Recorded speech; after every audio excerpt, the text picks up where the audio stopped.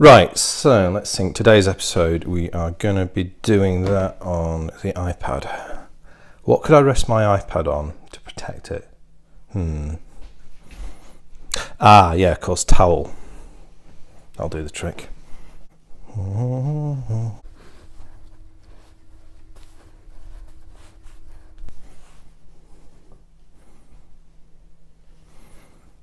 Nice, that'll keep it protected.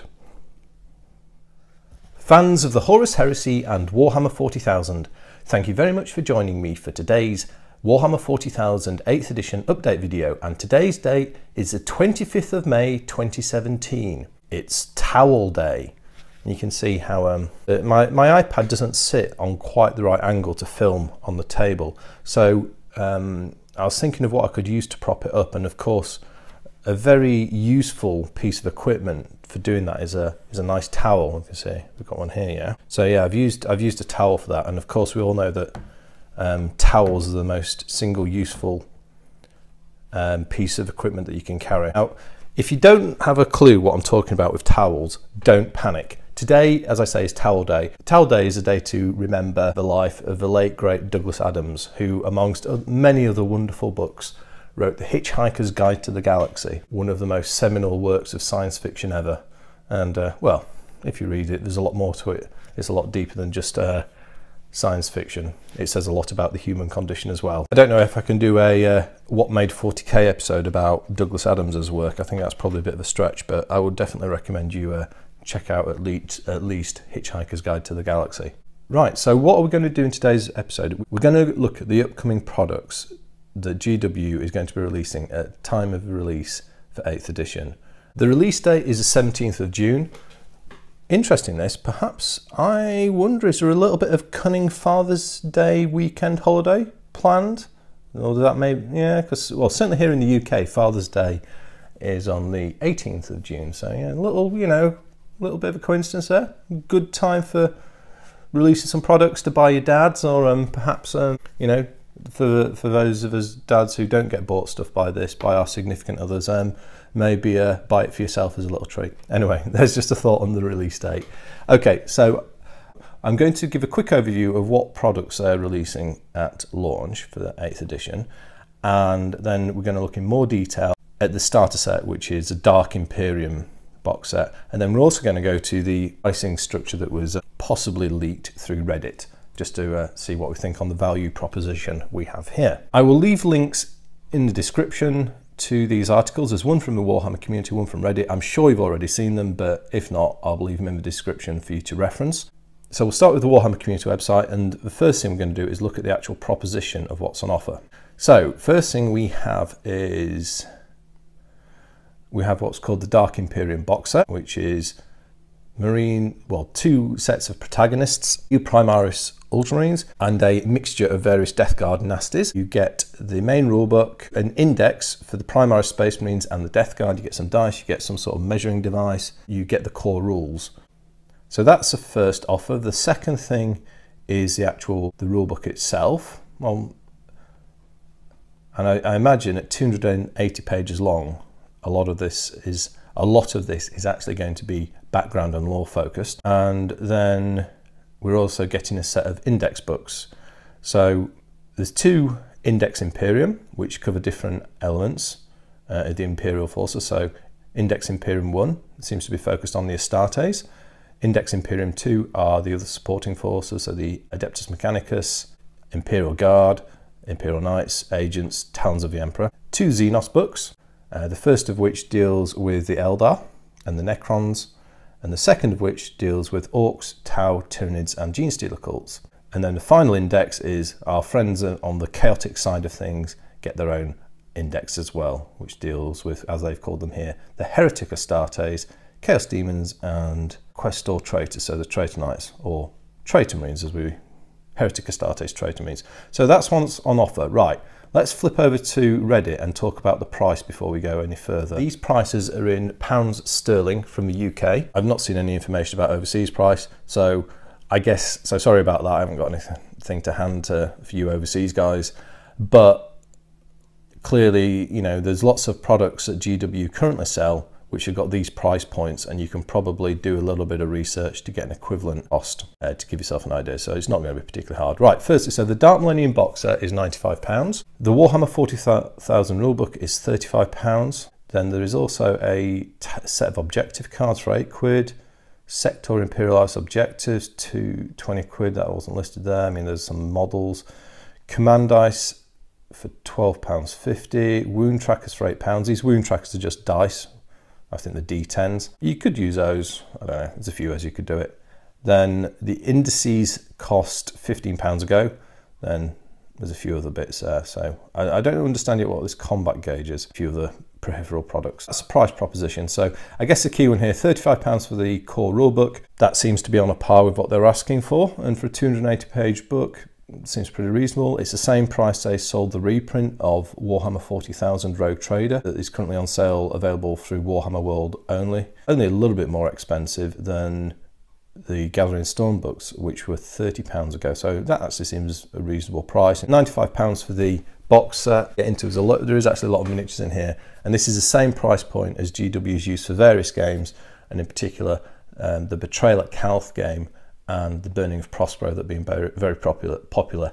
And my view of those is they are, although it's £95, so it's not an inconsiderable amount of money. However, for GW retail, that is actually good value. Right, let's go back. So back on the Warhammer Community website, we'll look through the Dark Imperium box with a particular focus on the models within. So on sale in stores from June the 17th. And if you are so inclined, you can pre-order that. I guess if you're doing mail order, it's not too bad. I mean, pre-ordering can be a contentious subject, particularly in the world of video games. However, I think if you're a mail order customer, then you haven't got anything to lose. It's only a couple of weeks in advance, and you may well get your product a little bit early. Got a little trailer, blah, blah, blah, blah, blah, blah, blah. Right, okay. Let's look at the pictures as opposed to getting too much into the text, because that's mainly sales bump. How many models do we get? So we get 3 squads of 5 Primaris Marines. So that's 15, 16, 17, 18, 19, 20, 21, 22 Loyalist Primaris Space Marines. And then let's see what we get on the Nurgle side. So I think we've got 20 Poxwalkers, a Blight Drone, and it would appear 10 Death Guard in total. Seems to be in about the same place as what we've had for Calth and the other box set games, yeah? And then of course we get the rule book. There's a dozen dice, whatever this gauge thing is as well. And then the indices and the core rules summary set. Now let's get on to the juicy bit, which is the actual Marine. Here we go, after a little bit of faffing. So this is a Primaris Intercessor squad. So we've got 5 dudes here armed with bolt rifles. These are mounted on 32mm bases, and they look pretty Gucci, I think. Yeah, I like the bolt rifles. They look good. I mean, if you kind of, you probably don't want to get hung up too much on the practicalities of whether or not having a longer barrel on a weapon that fires self-propelled rockets is necessary, but they certainly look good. The addition of these scopes looks quite nice. Little tactical rails. You might say that they've been influenced a little bit here by other independent manufacturers. I mean, I can certainly think of some models I've bought recently that preceded this style somewhat. And then of course these guys are in the true scale style, and the look of the armor, I see 2 primary sources for the look of this armor. The first is the Mark IV Maximus armor. That is clearly the head influence, but the other influence, which I think is actually a stronger one, is Jez Goodwin's early 90s sketch of a Mark VIII errant armor suit. And looking at these, I've compared these to that original sketch, and there are quite a lot of design cues that I see as coming through here, such as the armored gorget, articulation on the feet, and the arm armor. And there's just a general, and I guess there's just a general look that strikes a cue for me. I love the looking models, and for anyone who, like myself, has ever liked the idea of true scale Marines, I think there's a clear appeal with these guys. I'm not going to talk about the fluff or the rules around Primaris Space Marines, because I think that's a topic in itself, and I've not made my mind up yet because we haven't got enough information to really talk about it. However, I'm just looking at this pure from the point of view of the models. I think they look great. They look really tactical. And then we also get a second intercessor squad, so different poses. These guys aiming the bolt rifles look great. I'm guessing that's the same, these are the same models as the other squad, just made in a different way. It's quite interesting how they've done these additional armoured plates onto the Marines and added various like this tactical, I don't know, maybe some sort of communication device, or I don't know what this wrist mounted thing might be, some sort of weapon display. But yeah. The third squad is this, which is the support squad for the Marines, and this is 5 Primaris Marines armed with what have been somewhat rubbishly named as Hellblasters. Now, at this point in time, I'd like to clear this up for everybody. I propose that these aren't called Hellblasters. These are phased plasma rifles in the 40k range. Hellblasters is just a rubbish name. Hellblaster is a sort of weapon name that either a Chaos Force might have or Dark Eldar might have, not Space Marines. So yeah, phased plasma rifles in the 40k range. That's what these guys are. These look really Gucci, very nice. All the classic 40k design cues for plasma rifles put into a weapon package that actually looks more like a real modern world firearm. And again, we've got this sort of these like Pitcairn rail style details. We've got the what looks like an extending stock, what looks like a polymer weapon casing. Yeah, very nice. Let's move on to the next set of Marines. Inceptor Squad. I don't know if someone's been watching too many films by a certain British director recently, but anyway. So these are kind of like your assault Marines for the Primaris, and these guys have got, intriguing. So they've got these really chunky jetpacks or jump packs that are kind of, it's built into the armour in a way that we don't normally see. Don't know if these are supposed to be a variant on a bolt pistol. I think these are probably some sort of bolt pistol variant, or maybe they're a stub-nosed bolt gun. I don't know. I know about these things. They've got this weird feet, or these weird, I don't know what you would call those. These peculiar shoes on their feet. Don't know what they're supposed to do. Don't like those shoes. No, they're not keen on those. They look a bit rubbish. Apart from those, they look, I mean, they look pretty decent. It's a different sort of design to what we've seen with previous Jump Marines. They've clearly borrowed from a Forge World jump pack design with these guys. I mean, a lot of this stuff is borrowing visual cues and sculpting cues from Forge World IC. And some of these jetpacks are very akin to the Mark IV Maximus armor jump packs that Forge World have designed. So for example, if you go look at their Destroyer Marine squad, they have similar jump packs, or that's the origin, the genesis of this jump pack design.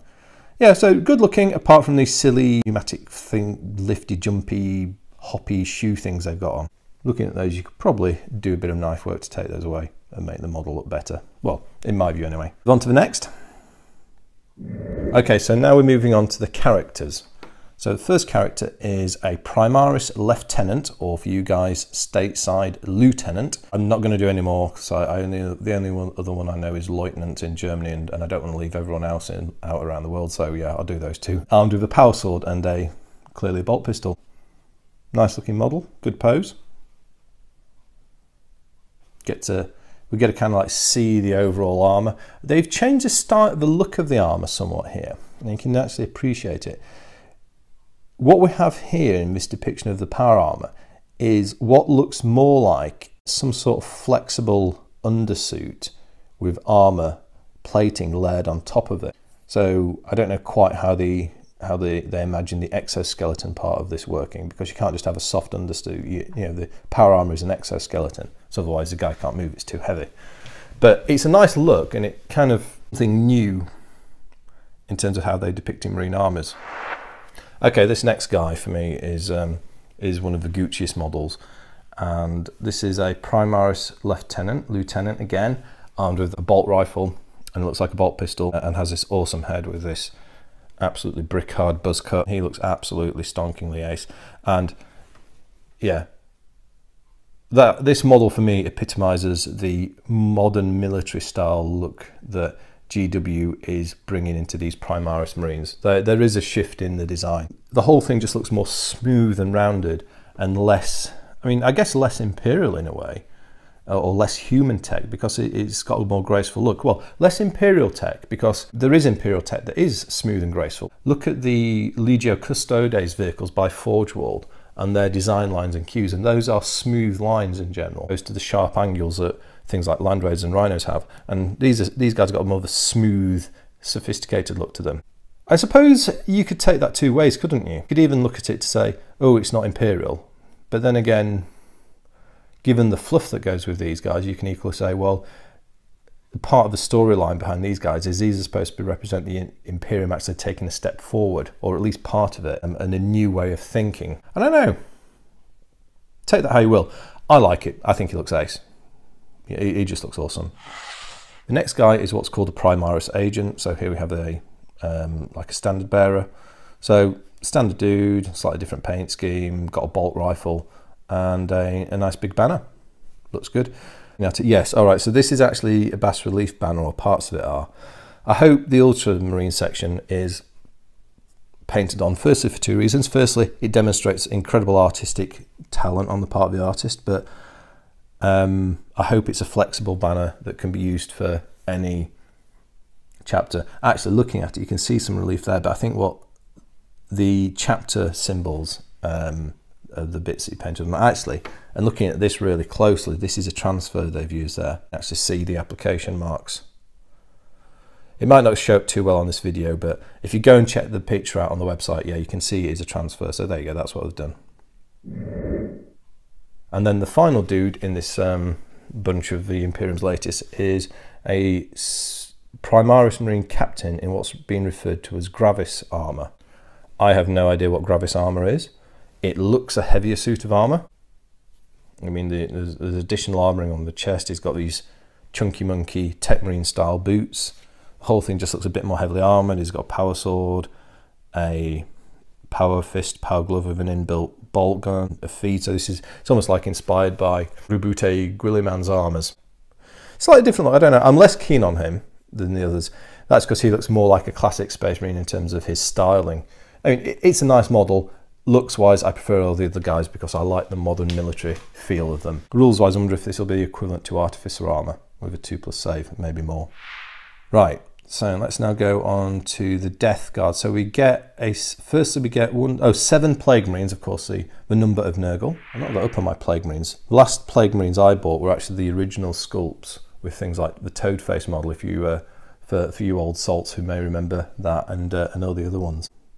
I mean, Games Workshop's done a lot of very dramatic and impressive looking Nurgle models out in recent times in their plastic ranges. Done, depending on whether you like it or not, but they've done some remarkably intricate jobs with all the gibs that tend to be dribbling out of these dudes, and you can see that they brought these talents and skills to bear fully on these guys. I mean, they look good. Some of them I like more than others. I mean, this guy here I think's awesome.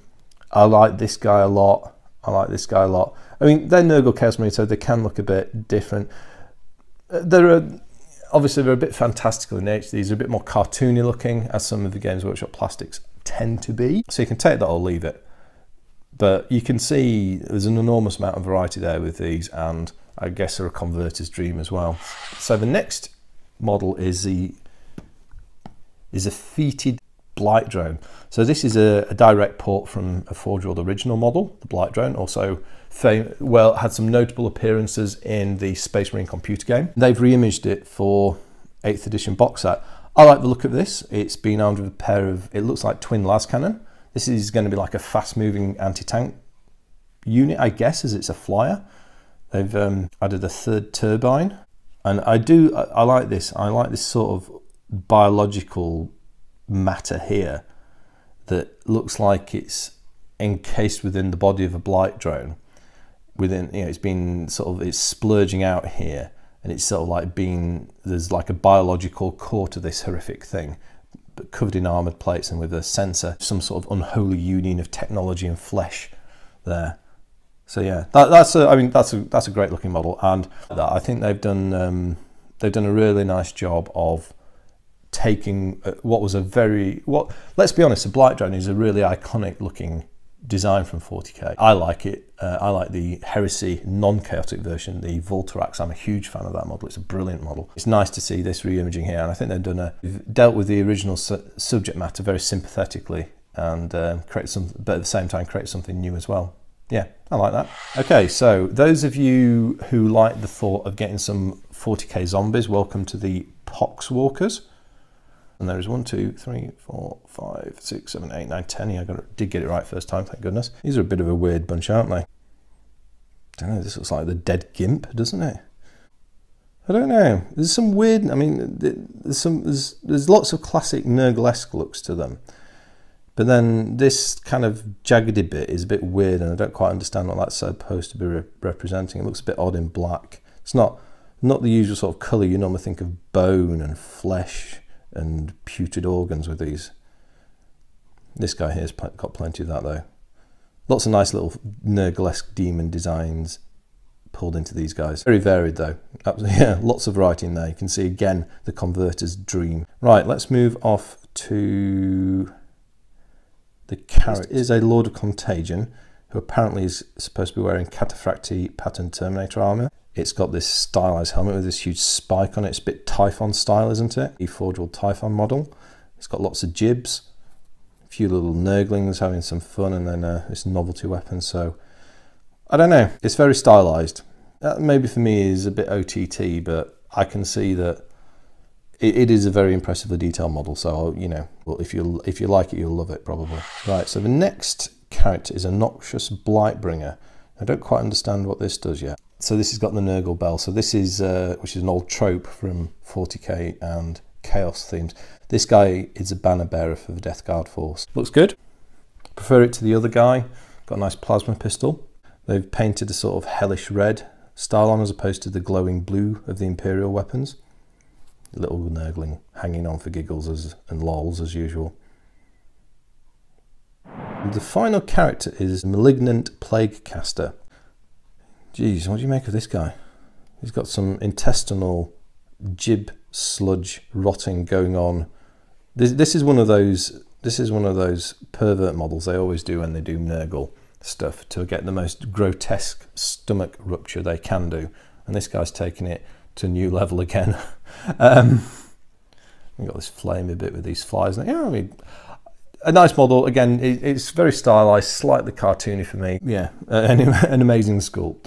So that is all of the miniatures. Then moving on to the book content. So these are supposed to be, I believe, the indexes. Is that right?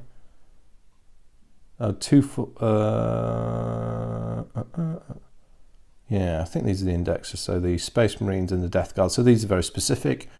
I'm hoping these have got more to them than just the models in the box. So if you've got other forces, you can bring them in or maybe expand them. Maybe there'll be stuff about upcoming releases, I'm not sure. And what else do you get then? It talks a bit here about the Dark Imperium. No, okay, so it's going to be rules and books. I mean, one thing I think this is a bit of a backward step here is to have such a big book again as a core rule set. Now, okay, I play the Horus Heresies. I've got no room to complain about big books because the Horus Heresy, you know, you've got these massive tombs. However, for gameplay, most of the essential rules are actually distilled down into the red books, which are much smaller, handier things to use. And in 7th edition, the thing they did get, something they did get right, was having the core rules, which was about 165 pages long. And it was good to have all that in one place. And then when we got the cut down version in Kill Team, that was absolutely brilliant. I know why, for commercial reasons, they've produced this book, and I'm sure they will sell absolutely shed loads, but you know, come on, Games Workshop, could we just have a book with the rules in?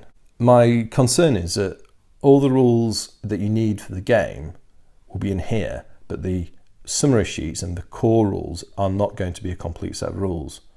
Maybe I'm wrong, and I stand to be corrected there. Maybe I've got that wrong. I'm just a little bit nervous around that we've got another enormous tomb that we're going to have to be leafing through for rules referencing when we play. The bit here that talks about moving the story on again, a little bit pensive about that, given what Gathering Storm 3 was like. I can't directly comment on Gathering Storm 1 and 2, so I've not read them. I've only seen a few people's review opinions of those. Certainly from my point of view, Gathering Storm 3 was a giant book of bolt-up porn, 10% nice background in it. So yeah, I hope the writing styles change for this, because I certainly wouldn't appreciate another 100 pages of that sort of storytelling.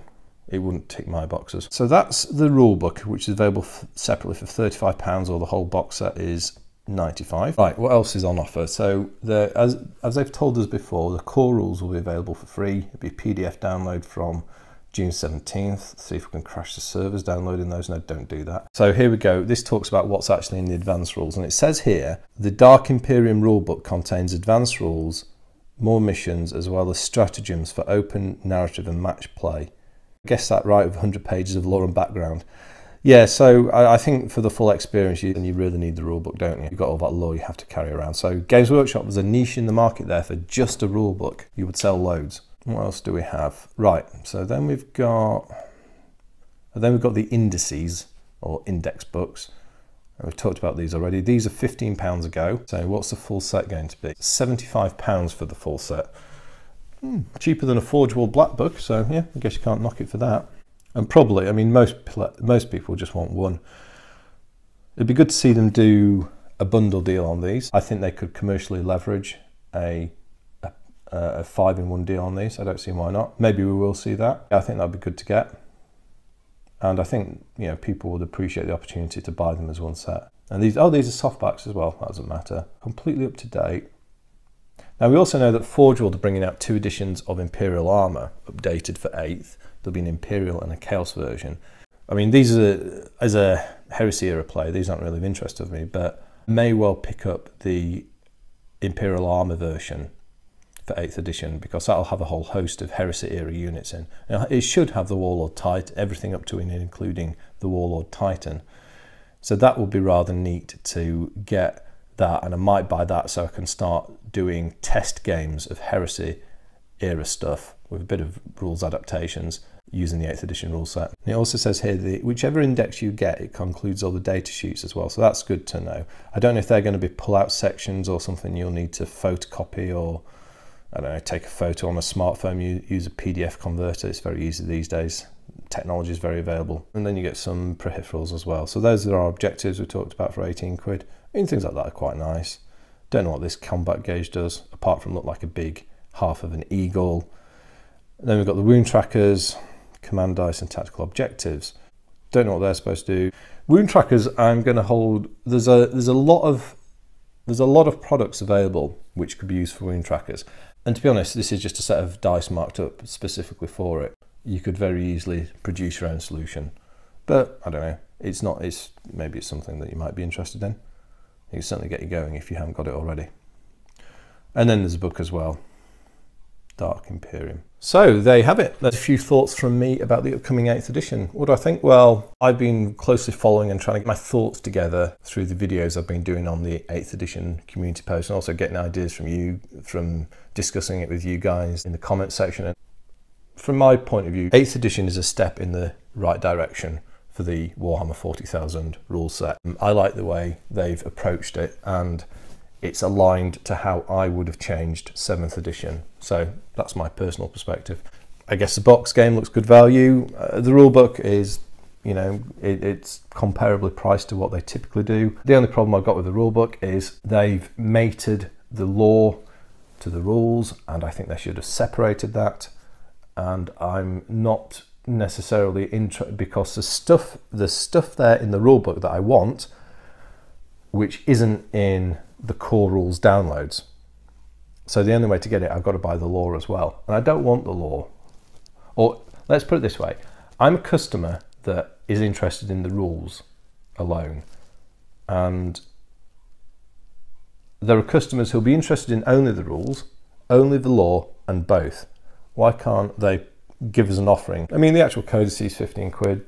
Seems reasonable. 15 quid, I guess, is fairly low. I mean, obviously paying out more money because we've got a new edition, but as with all things, these products don't come for free. You know, they've got to recoup on their investment and be a business and make money. In terms of models, what do I think? That's obviously the models are what this is really about. I mean, this is where all this started. Have no illusions. What happens at Games Workshop is they're sculpting people, come up with ideas and designs. Once they're done, they pass it over to the rules people and say, there you go, write some rules for that. It's not the other way around. So the sculpting people thought, yeah, let's do this. and then this has driven the direction of this whole product. And they've decided true scale Marines, modern military influenced tactical style, and they've decided the Death Guard would make good protagonists. I don't think the Death Guard have featured in something like this before, so it's good to see the variety. So what do I think? Well, the Nurgle stuff, I love the Blight drone. I really like the Blight drone. The rest of it I think is a bit of a tasting. It's not quite my taste. I prefer the the forged style of sculpting and slightly understated models, but they're all very nice. They're all very good models. There's loads of variety in there, so there's nothing wrong with them. It's just whether you like the style.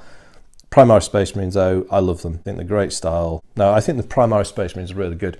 My only caveats on that are I don't like the feet on the Inceptor Marines. If I had those, I would look to try change those. And the Gravis armor, take it or leave it. The phased plasma rifle Marines look absolutely spot on. If I were to pick one thing out of this that excites me about this product and says this is what is cool, what would it be? Well, there you go. That's it. It's this Primaris Marine Lieutenant with the bolt rifle. Yeah, it's just, yeah, he ticks the boxes for me. Really like him. I hope you've enjoyed that talk through. Perhaps a bit long and rambly, but you know, I thought I'd do it because I've been trying to share some of my opinions and thoughts about the whole 8th edition thing. I'm excited for it.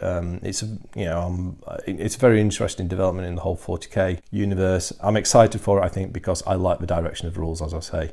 As always, share your thoughts and comments. I'd love to hear those. But that is all for this episode. So I think all that is left for me to say today on Towel Day is so long and thanks for all the fish.